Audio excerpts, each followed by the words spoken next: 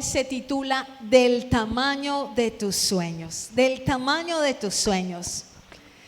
Dice la Biblia en el Salmo 105, versículo 19: hasta que llegó el momento de cumplir sus sueños, el Señor puso a prueba el carácter de José. Hasta que llegó el momento de cumplir ¿qué? Sus sueños, el Señor puso a prueba el carácter de José. Y ahora yo quiero preguntarles, ¿cuántos tienen sueños? No cuántos tienen sueños, sino cuántos tienen sueños. Hay algunos que también tienen sueño, pero para los que no tienen sueños, yo quiero decirles una cosa, porque entre todas las manitos levantadas hay pocas en relación con las personas que están aquí, y es que yo creo que cuando uno deja de soñar, deja de vivir.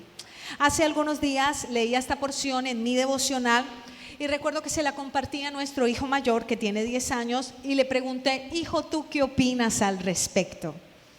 Y él me dijo: mami, José esperó mucho y tuvo muchas pruebas para poder llegar a ser el segundo al mando en Egipto. Muy duro, mamá, le tocó muy duro. Y yo quise centrarme en la segunda porción de este texto que dice: el Señor puso a prueba el carácter de José. ¿Qué es el carácter?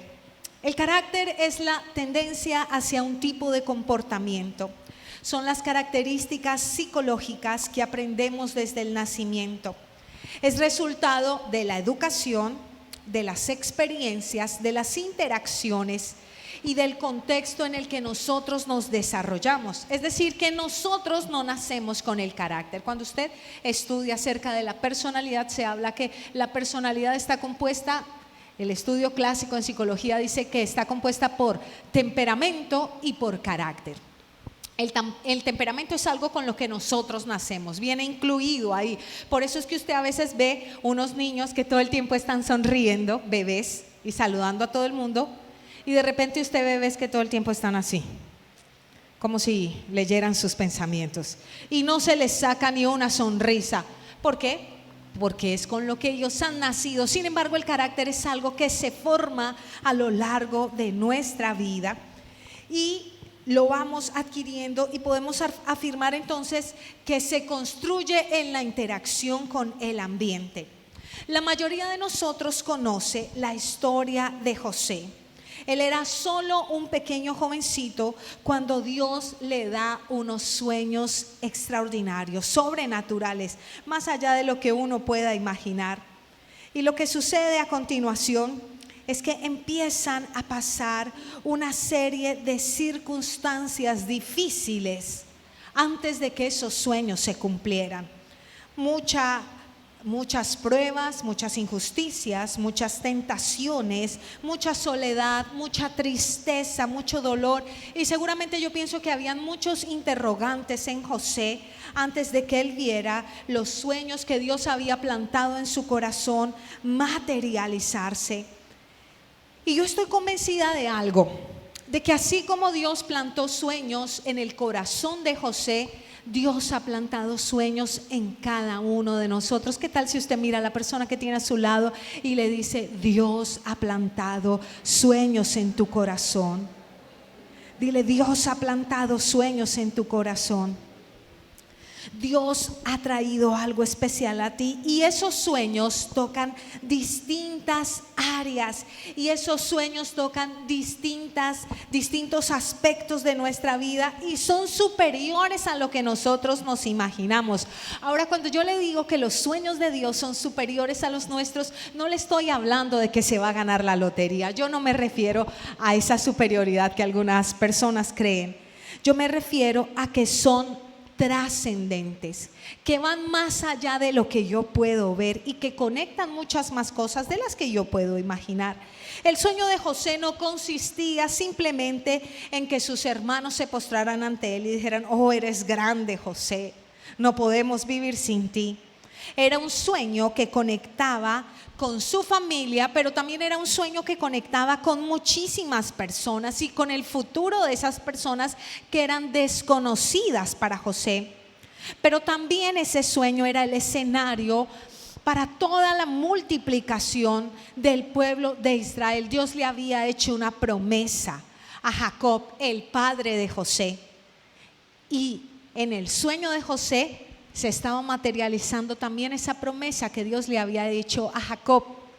Pero no solo se estaba materializando la promesa que Dios le había hecho a Jacob, sino también una promesa que Dios le había hecho a Isaac, el abuelo de José. Y no solo a Isaac, sino a Abraham, el tatarabuelo de José. Era el sueño de Dios para toda una nación. De la misma manera, Dios ha sembrado anhelos y propósitos en nuestra vida que no se limitan simplemente al plano físico, que no se limitan simplemente a nuestro presente y que no se tratan exclusivamente de nosotros mismos, sino que están articulados y unidos a nuestra descendencia, al futuro y por supuesto conectados con la palabra de Dios y con toda la humanidad. Y usted puede decir, no, eso parece muy grande y muy extremo. Yo prefiero una vida sencilla, modesta y silenciosa, pero yo le digo una cosa. Cada uno de nosotros ha nacido con un propósito de parte de Dios y su propósito es mucho mayor a lo que usted se imagina. Y como le estaba diciendo, creo que todos tenemos sueños y como les dije también, si usted no está soñando, entonces no está viviendo.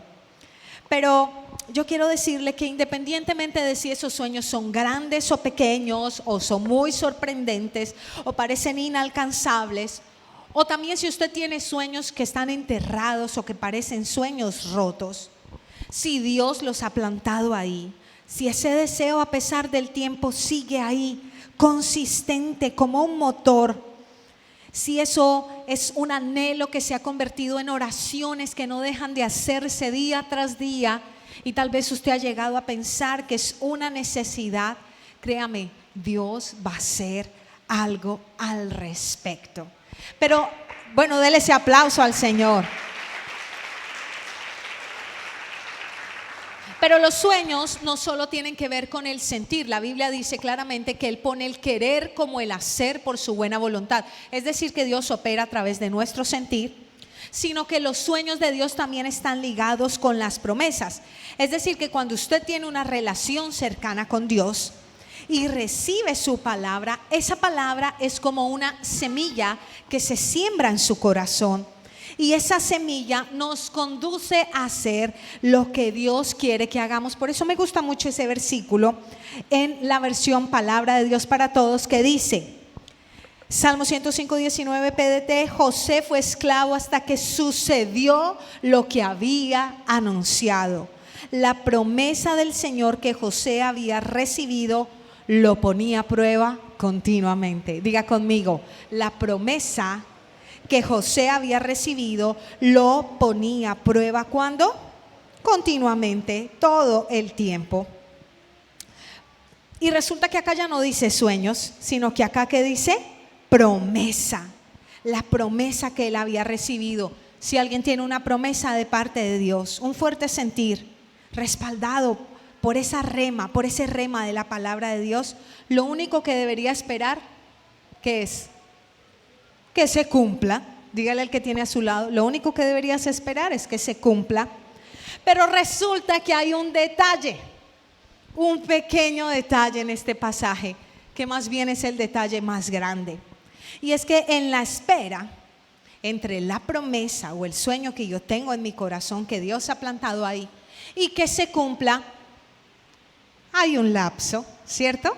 No sabemos de cuánto tiempo sea, pero hay un lapso. Y en ese lapso, ¿qué es lo que pasa? Nuestro carácter debe ser probado. Y como dice la PDT, la promesa le puso a prueba continuamente. La promesa que hizo puso a prueba a José durante un mes, durante 5 días. Las generaciones de hoy quieren durante 5 segundos, todo así súper instantáneo. No. La promesa le puso a prueba durante largos, duros y difíciles años. Y yo creo que a menudo les he compartido acerca de los sueños que yo tenía cuando era una niña. Yo recuerdo que cuando yo tenía unos 9, 10 años tenía muchísimos sueños. Sigo teniendo, pero en esa época los sueños eran distintos. Pero un sueño que se mantuvo con el tiempo y que persistió con el tiempo era que yo quería tener una familia. Pero no cualquier familia. Yo quería tener una familia numerosa. Imagínense que yo pensaba que iba a tener 5 hijos. Estoy bien con 3. Más que bien con 3, pero tengo muchos hijos espirituales, entonces ahí compensa la balanza. Pero yo no solo soñaba con que fuera una familia numerosa, sino que fuera una familia hermosa, una familia en la que hubiese armonía, una familia en la que nos amáramos y nos disfrutáramos. Pero no solo eso, yo soñaba con una familia que le sirviera a Dios. Yo le estoy hablando no de que tenía 20 años, 18 años, yo le estoy diciendo que yo tenía 9 años en ese momento. Eso es hace 27 años atrás. Y yo creo que Dios fue el que puso ese sueño en mi corazón. Hay personas con las que yo comparto que dicen, mire, yo tenía esta visión. Hay alguien con quien yo comparto y dice, yo crecí en la pobreza, pero en mi mente habían imágenes de abundancia y de riqueza. Yo nunca las había visto, yo no las conocía, pero ¿sabe? Dios las había plantado ahí en su mente y en su corazón. Yo quería servirle a Dios, pero no como muchas personas que dicen, sí, yo quiero servirle a Dios, pero un ratico el domingo, un ratico el miércoles, bueno, hablarles a otros de Cristo. No, yo quería tener una familia que le sirviera tiempo completo a Dios, que pudiera dedicarse, y por eso cambié otro sueño que tenía, que era estudiar medicina. Porque recuerdo que mi mamá me dijo, hija, pero si tú quieres estudiar medicina, eso no converge muy bien con el sueño de tener una familia a la que le puedas dedicar tiempo, y no converge muy bien con el sueño de servirle al Señor, porque es una carrera que demanda mucho tiempo y mucha exigencia. Pero yo ahora entiendo que el sueño de Dios prevalece con el pasar de los años, y sabe que he descubierto que muchos de los sueños que tenía ya no están, no me interesan. Que muchos sueños que Dios había plantado en mi corazón sí se cumplieron, que otros sueños quedaron en el olvido, que hay otros sueños que todavía yo estoy esperando y llevo harto tiempo esperando que se cumplan, que hay otros sueños que yo tuve que decir, Señor, lo quiero mucho, pero te lo dejo en el altar, lo entrego. Si no es para mí, lo acepto y lo asumo con mucho dolor, pero hay algo que yo le quiero decir, y es que cuando Dios siembra algo en su corazón es como una llama que nadie puede apagar. Es un deseo que nadie puede opacar, y que tal vez en algunos momentos y en algunas temporadas parece como cuando una fogata se está apagando, que se agota, que se extingue, pero de alguna manera Dios hará que esa llama se encienda, y si usted está conectado con Dios, ese sueño se avivará y volverá a encenderse. Y además he descubierto otra cosa maravillosa, y es que hay sueños que Dios pone en nuestro corazón que parecen sencillos, pequeños, o que solo nos tocan a nosotros, pero Dios, que es poderoso, sabe que son el puente para conectar con un propósito superior. Y yo, cuando pienso en eso, por ejemplo, pienso en la carrera de mi esposo. Mi esposo creció en un ambiente, mi esposo es psicólogo. Él creció en un ambiente en el que le decían que estudiar era perder el tiempo. Es más, en la iglesia donde él se congregaba, el pastor le dijo, los psicólogos se mueren de hambre. Imagínese, contra todo pronóstico, él se determinó a estudiar esa carrera, y esa carrera ha sido un instrumento de bendición, no solo para el ministerio, ha sido un instrumento de bendición, fue un instrumento de bendición para nosotros como familia, porque a través del trabajo, por su profesión, fue que nosotros pudimos emprender proyectos a nivel económico, fue que pudimos comprar nuestra casa propia, fue que pudimos hacer los ahorros para el carro, fue que pudimos conectar con otras personas. Un sueño en el corazón. Fue a través de esa carrera que mi esposo tuvo también un empleo, un campo en el empleo que le permitió arrancar el inicio de la obra y poder de manera, digamos que en el comienzo inicial, aportar para el sostenimiento de la iglesia. Así que algo que parece muy individual, muy personal, como el estudio de una carrera profesional, puede convertirse en un escenario de bendición para muchas personas si ese es el sueño de Dios. Recuerdo que otro sueño que tuvimos, o que yo tuve personalmente muy intenso, yo a veces me pongo intensa, fue el sueño de la casa. Nos enamoramos de una casa, o yo me enamoré de una casa, y la casa tenía todo lo que nos gustaba. Era como yo se la había pedido al Señor. El piso que yo quería, la cuadra que yo quería, vecinos, hay vecinos de esa primera casa que están aquí, que me alegra mucho que estén aquí. Y era lo que yo deseaba, lo que yo anhelaba. Pero yo no me imaginaba que esa casa que yo tanto deseaba y que el Señor nos iba a conceder tener, iba a ser el puente para comprar el lugar propio para la iglesia. Ahora, la casa ya no está, obviamente, ya no la tenemos, pero qué bendición haberla tenido, haberla disfrutado, y que hubiese sido el puente para ahora tener el lugar propio para la iglesia. La librería, cada aspecto. Dele ese aplauso al Señor. Yo pienso en la librería, fuimos propietarios de una librería cristiana, ya no lo somos, pero también fue el puente para conocer a personas que están hoy aquí congregándose en la iglesia. Fue el puente para que yo también pudiera aprender más de la palabra de Dios. Fue el puente para que yo me contactara o compartiéramos con mi esposo. Fue a la librería donde él llegó a buscarme. Pregúntenle. Fue muy intencional en ir a buscarme a la librería. La niña, la chica de la librería, la niña no, la chica de la librería, había flechado al pastor, y ese fue el punto de encuentro. Un lugar de bendición que ahora nos conecta y nos bendice. Pero antes que en los sueños, yo hoy quiero centrarme en lo que no nos gusta, y es lo que les venía diciendo. En el tiempo en el que nosotros tenemos que esperar para que nuestros sueños se cumplan. En ese tiempo que tenemos que esperar para que esas cosas que anhelamos. Yo anhelaba una casa y tuve que esperar, y hubo luchas y batallas. Yo anhelaba una familia y tuve que esperar. Yo anhelaba servirle al Señor y tuve que esperar, y por un momento ese sueño pareció lejano, pero llega un momento en donde esa promesa se cumple. Sin embargo, todo el tiempo de la espera, su carácter debe ser probado de manera constante. Si usted ve cada historia de la Biblia, cada relato de las Sagradas Escrituras, cada promesa que Dios le hizo a hombres y mujeres de la Biblia, que tiene momentos difíciles, momentos dolorosos, momentos angustiantes, momentos en que en vez de parecer que las cosas mejoran, las cosas empeoran. Y recuerdo que cuando le compartía esta palabra a mi hijo me dijo: mami, ¿qué es el carácter? Y yo dije, bueno, tengo que pensar en la forma más sencilla de definírselo. Y le dije, ¿sabes qué, hijo? El carácter es cómo actuamos y cómo reaccionamos ante las distintas circunstancias que vivimos. ¿Cómo respondes ante cada circunstancia que enfrentas en la vida?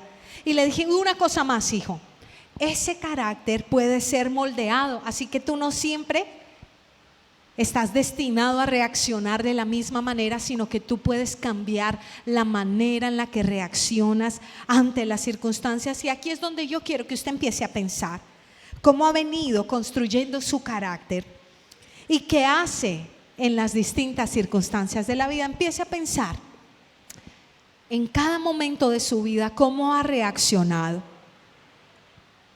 Y yo creo que uno de los panoramas en los que más es probado nuestro carácter es en las pruebas. Si hay algo que tuvo que enfrentar José, fueron pruebas diversas: estar solo, estar abandonado, que lo traicionaran, que lo difamaran, que lo humillaran. Pero ¿sabe qué hizo José en todo ese tiempo? Él se mantuvo fiel. Él nunca se hizo la víctima. Él nunca maldijo. Él nunca renegó. Lloró, yo creo que tuvo que haber llorado muchas noches, y muchas noches muy amargas, pero él se mantuvo fiel. Y ahora yo le pregunto, ¿cómo está reaccionando usted en las diversas pruebas que enfrenta en la vida?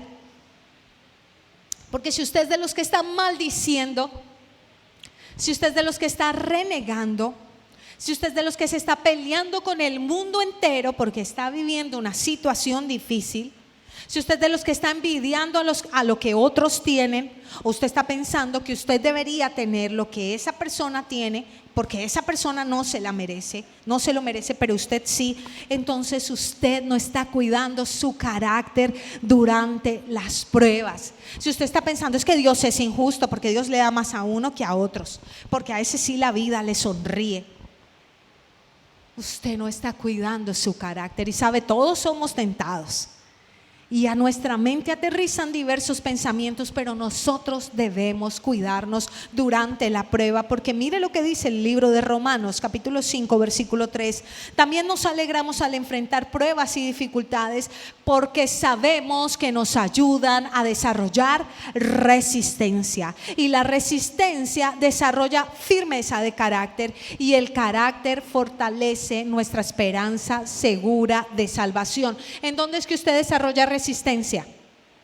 En las dificultades, porque cuando todo está bien, cuando usted abre la nevera y pum, se le cae el mercado de la nevera, y todo le sonríe, y sus niños están juiciosos, y su esposo, su esposa es una dulce palomita, pues ¿cómo está usted? Relajado. Pero resulta que cuando las cosas no salen bien y se le daña una cosa y se le daña otra, y lo llaman y le dicen que está enfermo y tiene una prueba y otra prueba y otra prueba, mantener la alegría no es sencillo, y mantenerse firme no es sencillo, y animar a otros no es sencillo, y alabar a Dios no es sencillo, pero necesitamos resistencia. ¿Y la resistencia en dónde se da? En las pruebas, porque la resistencia es la que produce ¿qué? Firmeza de carácter. El carácter debe ser construido con el tiempo. Por eso no le podemos pedir a un niño que reaccione como un adulto. Sin embargo, hay muchos adultos que se portan como niños, ¿cierto? ¿Le ha pasado? ¿No le ha pasado que usted se descubre siendo un niño berrinchoso? Yo sí me he descubierto siendo una niña berrinchosa, solo que con 36 años encima, imagínese.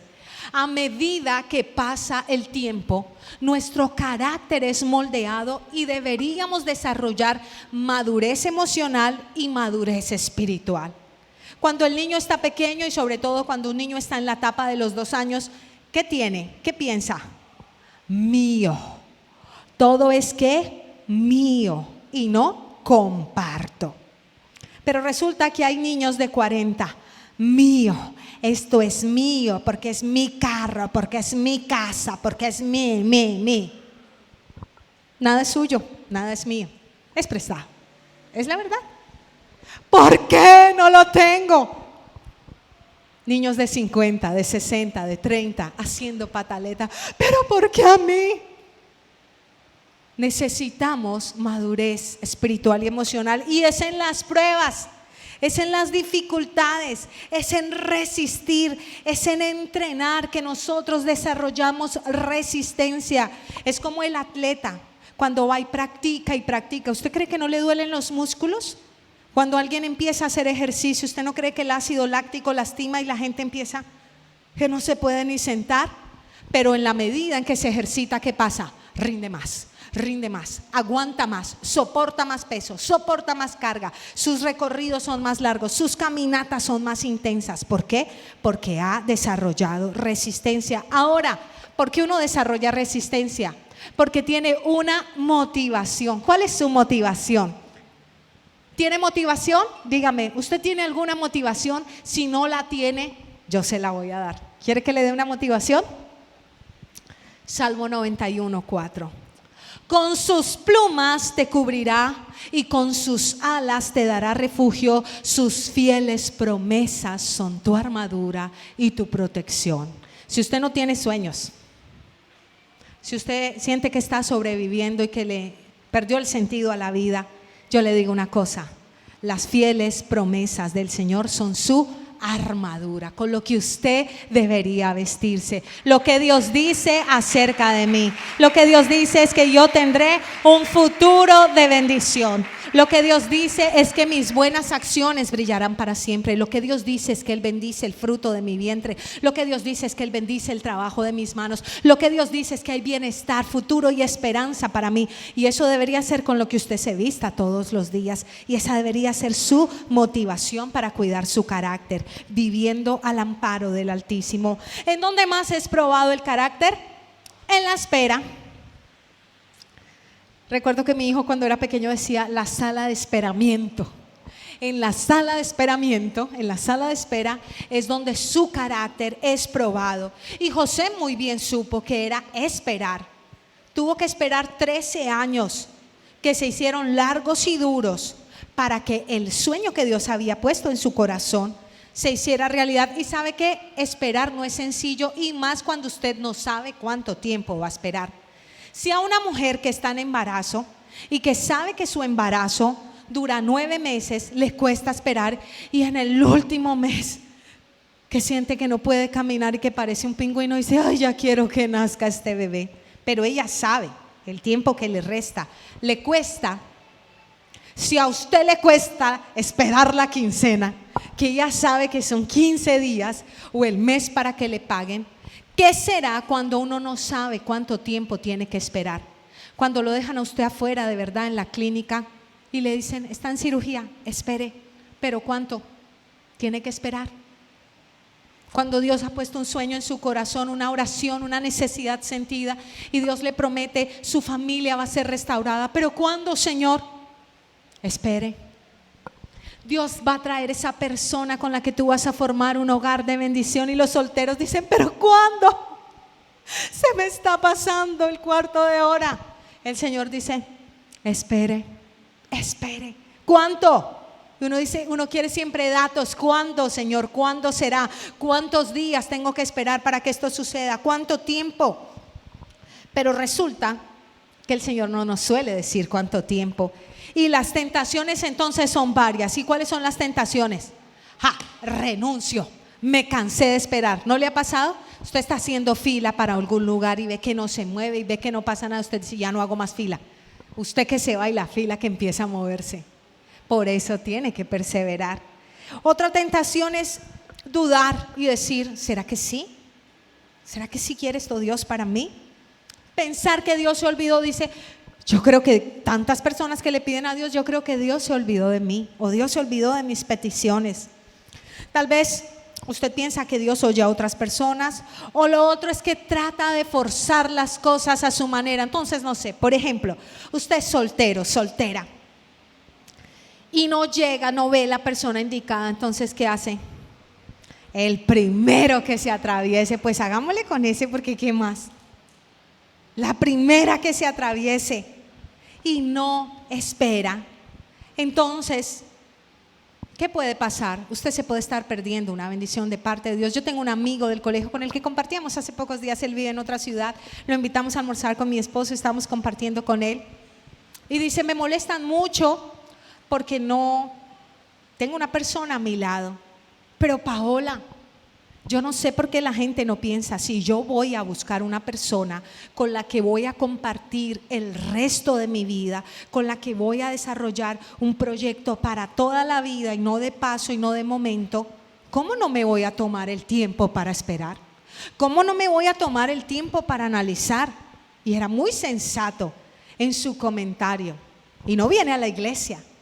Pero algunas personas quieren todo así, mire, chasqueando.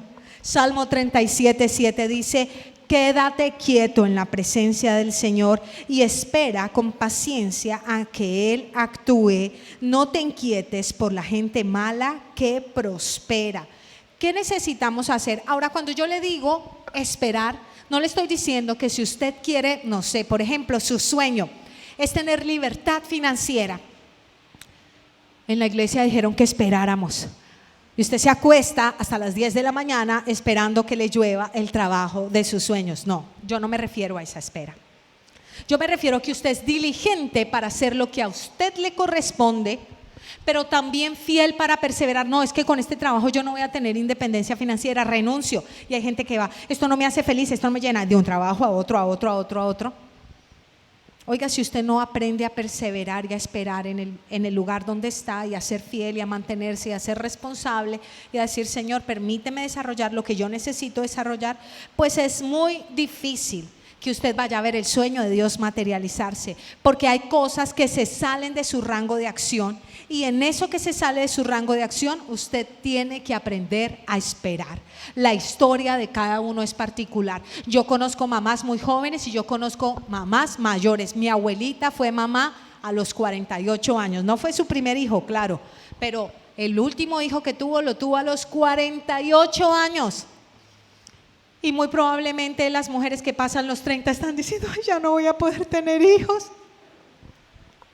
Si los estándares fueran así, entonces Sara nunca hubiera podido tener hijos, ni Ana, ni Elizabeth. Cada uno tiene su historia y Dios tiene un tiempo para materializar esos sueños. Hay gente que yo conozco que nace con la casa escriturada, y hay gente que pasa toda su vida y no tiene casa propia. Pero yo le digo una cosa, si Dios le ha dado un sueño, Dios lo hará realidad, así que hay que esperar, y en la espera es donde usted va a ser probado. En la intimidad, ¿sabe dónde su carácter es probado? En la intimidad. Si hay un lugar donde somos probados, es donde nadie nos ve, es donde nadie nos está vigilando, es donde nadie nos puede controlar. Cuando creemos que nadie nota lo que estamos haciendo y que nadie lo va a saber, ahí, en ese lugar es donde usted tiene que cuidarse más. Génesis 39:10 dice, día tras día ella seguía presionando a José, pero él se negaba a acostarse con ella y la evitaba tanto como podía. Cierto día, sin embargo, José entró a hacer su trabajo y no había nadie más allí. Usted conoce el resto de la historia. ¿Qué dice la Biblia? Que José evitaba ¿a quién? A la esposa de Potifar. Y yo le quiero decir una cosa, en palabras muy espontáneas y castizas. La esposa de Potifar tenía que ser, perdóneme, una mujer espectacular. No cualquiera era la mujer del faraón.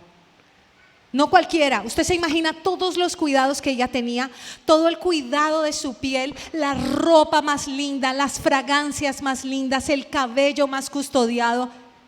Si hay algo que yo tengo claro es que la mujer de Potifar no era una mujer fea o desagradable o común y corriente. Ella era sobresaliente. Cualquier hombre se hubiera derretido porque ella lo cortejara. Además tenía poder e influencia. Pero ¿qué hacía José? José la evitaba porque sabía que ¿qué? Pues que era una tentación. No, empezaba a charlar con ella. Ay, ¿qué haces? ¿Cómo estás? ¿Cómo te va? Porque ahí es donde su carácter es puesto a prueba. Hay gente que dice, pero yo no soy infiel, yo no me he acostado con alguien. Pero yo le digo una cosa, cuando usted empieza a coquetear con alguien que no es su esposo o su esposa, usted está fallando. Porque la lealtad tiene que ver con su mente. Y la Biblia lo dice claramente, el que codicia a una mujer o la que codicia a un hombre con deseo sexual ya adulteró en su corazón. Entonces nuestros estándares son mucho más altos, ¿sí o no? Y por eso no podemos estar, ¿qué? Coqueteando por ahí. Ay, no, es que solo son mensajes de texto. Ahí su carácter está siendo probado. Ay, es que solo una fotografía.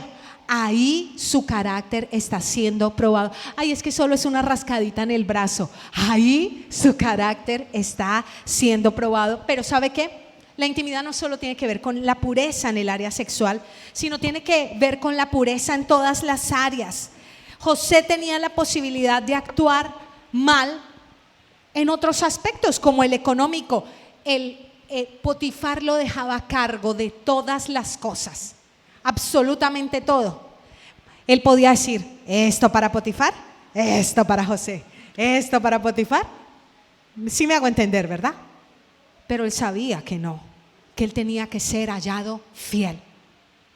Si se encontraba una moneda en el suelo, la levantaba, esto es de Potifar. Se encontró un billete en el suelo, se levantaba, esto es de Potifar. Porque sabe, todos somos tentados en esas pequeñas cosas. Hay gente que sueña con ser su propio jefe. Si yo fuera el jefe, si yo emprendiera, pero es el que llega tarde y se va temprano.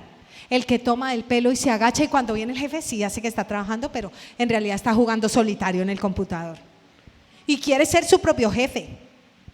El que dice, ay, no, pero es que acá hay lápices de sobra y en la casa me faltan lápices, pues me llevo estos lápices para la casa porque en la casa los necesitamos. Ahí usted está siendo probado, su carácter en la intimidad. ¿Quieres saber cómo está tu carácter? Revisa qué estás haciendo a las escondidas. ¿Hay algo que usted esté haciendo a las escondidas? Ahí usted va a descubrir, así sea abriendo la nevera y agachando a comer galguerías. Ahí está siendo probado su carácter. ¿Qué hace a las escondidas? Revíselo muy bien. Y finalmente, ¿en dónde más va a ser probado su carácter? En la gloria. Diga, en la gloria.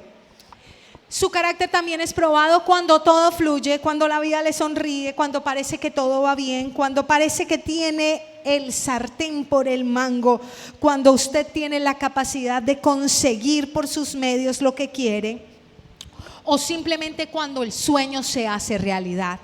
Como le pasó a José.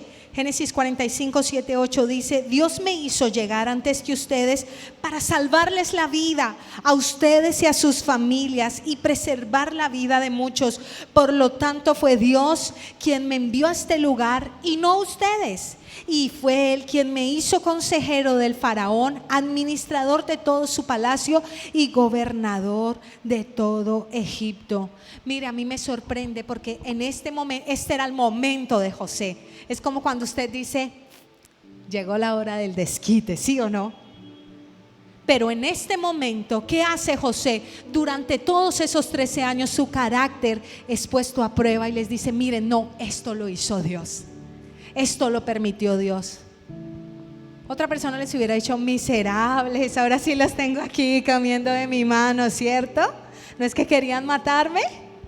Mátenme.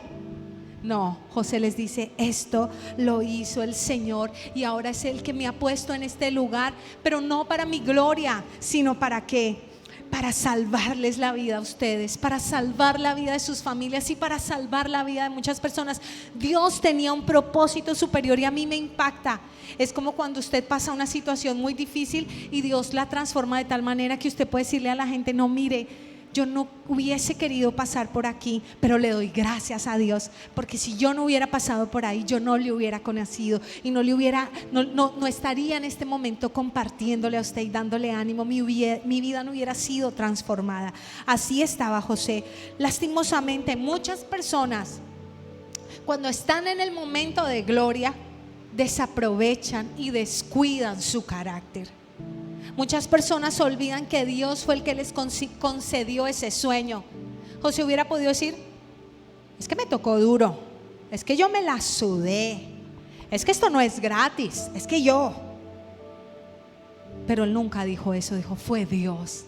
Es Dios, si yo estoy aquí es por Dios, si viví todo lo que viví es por Dios, para su gloria y para beneficio de muchos. Así que cuando usted vea que el sueño se materializa, que la respuesta es escuchada, que lo que usted tanto ha venido pidiendo se concede, ¿es para qué?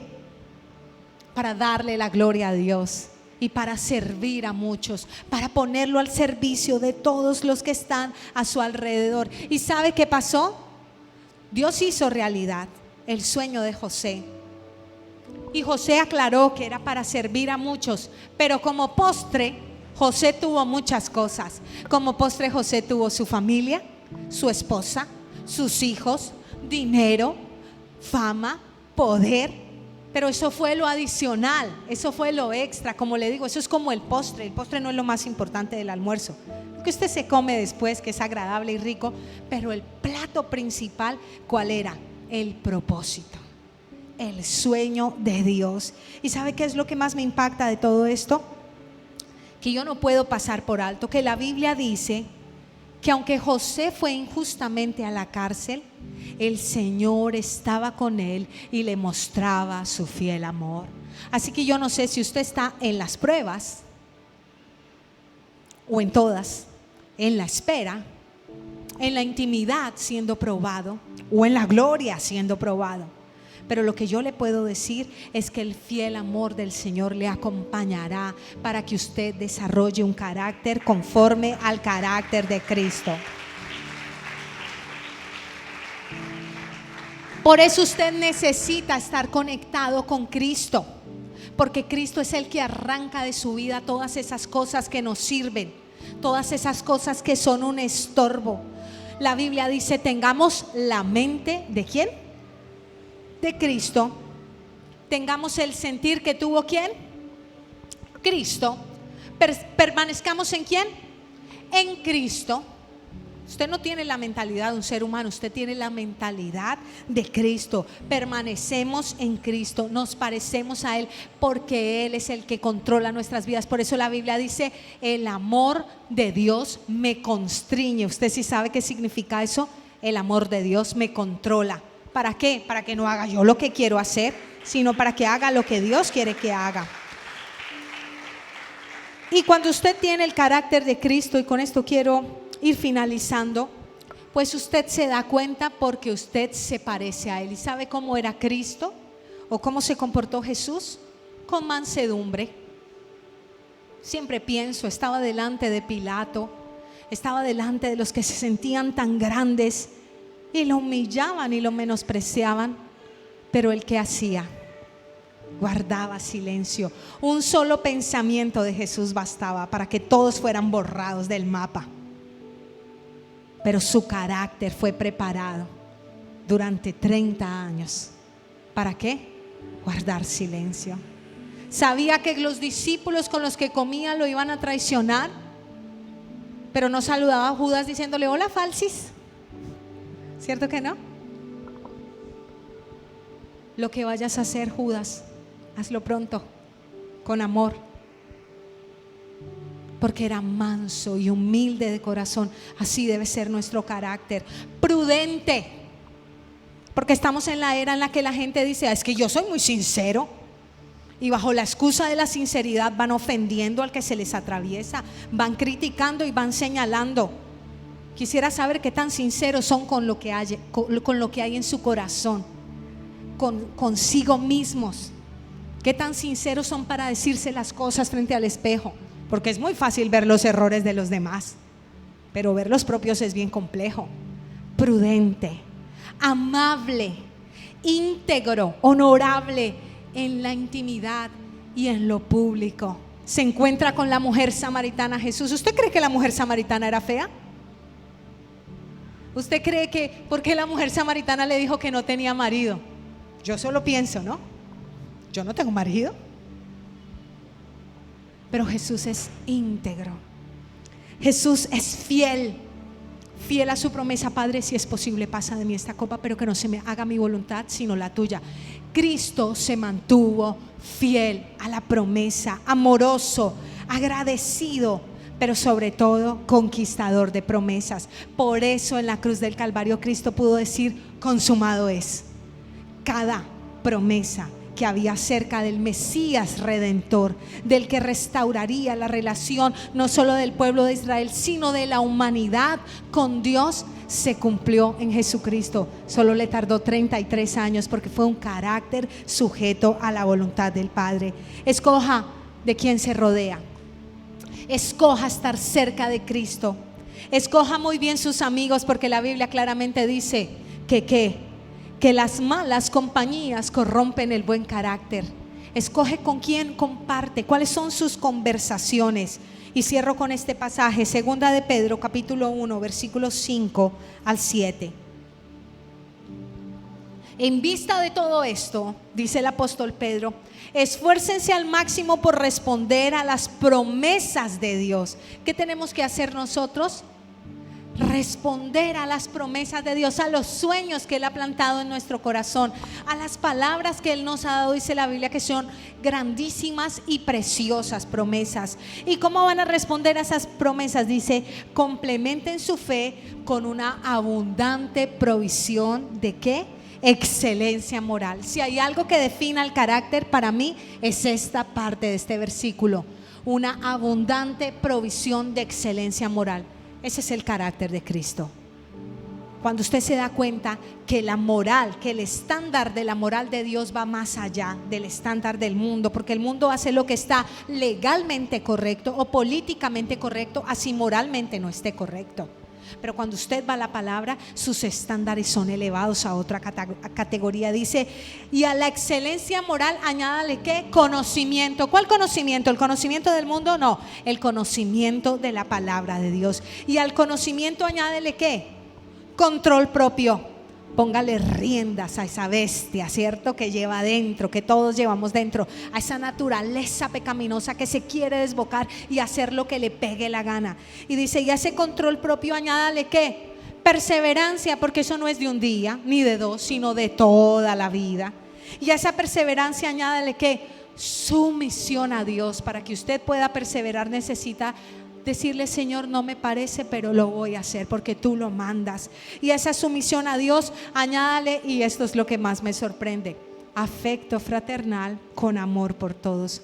Al final usted se va a dar cuenta que el carácter de Cristo está en usted, porque sus ojos con los que usted mira al que está a su lado son los ojos de Jesús. Son unos ojos de compasión, de amor y de misericordia. No son los ojos que condenan, no son los ojos que critican, no son los ojos que señalan, no son los ojos que humillan o que se sienten grandes. Son los ojos de Jesús, llenos de amor, dispuestos a servir y a entregarse para que el plan de Dios se cumpla. ¿Cuántos dicen amén? Yo le invito a que se coloque de pie. Y si usted tiene sueños grandes, de ese tamaño será probado. Quiero que sepa eso. Ahora no es que diga no, voy a replantear estos sueños, que se hagan chiquitos para no ser probado tan duro. No, vale la pena soñar en grande.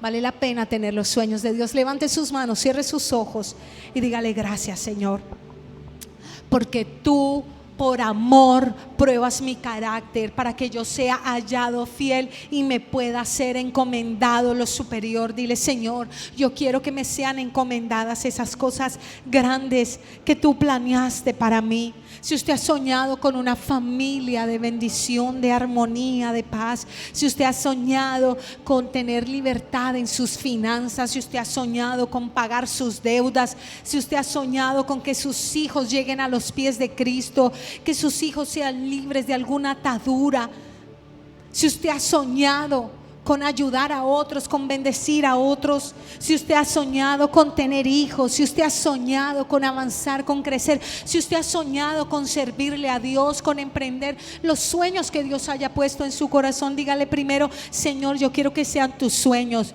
Pasa por un colador los sueños que yo tengo, Señor, pásalos.